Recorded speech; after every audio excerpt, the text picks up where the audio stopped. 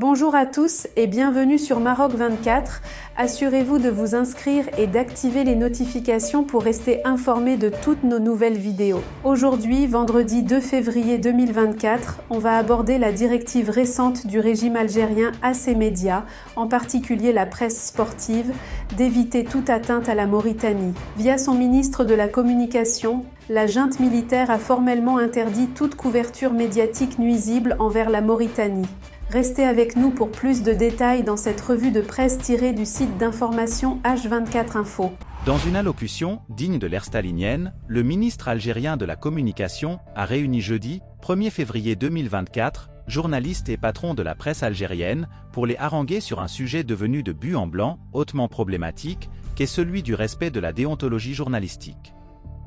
L'Algérie est passée subitement d'un régime indifférent à l'observance des ABC de la déontologie, quand les médias algériens tirent à boulet rouge sur le Maroc, à un régime chatouilleux sur l'éthique, et opèrent la pudeur, quand il s'agit de la Mauritanie ou de la sécurité nationale de l'Algérie.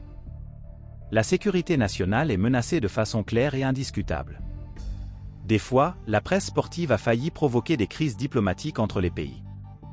Quelles sont les raisons qui vous permettent d'attaquer des États ?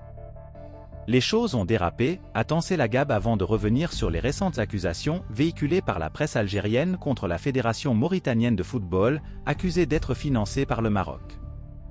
Chacun doit exercer dans le respect de la déontologie, tout en cessant de commettre des actes susceptibles de susciter l'irréparable, sur le plan interne et dans les relations de l'Algérie avec les pays voisins.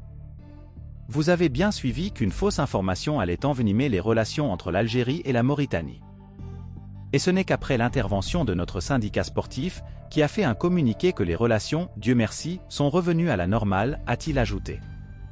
Selon lui, de nombreuses affaires politiques étaient au départ sportives avant d'aboutir à des guerres. Pour rappel, et suite à une cascade de publications diffusées par des médias algériens, suggérant que le Maroc aurait financé le stage de préparation de l'équipe nationale mauritanienne en Tunisie, ainsi que son séjour en Côte d'Ivoire, la fédération mauritanienne avait rejeté en bloc, le 23 janvier dernier, ces contre-vérités.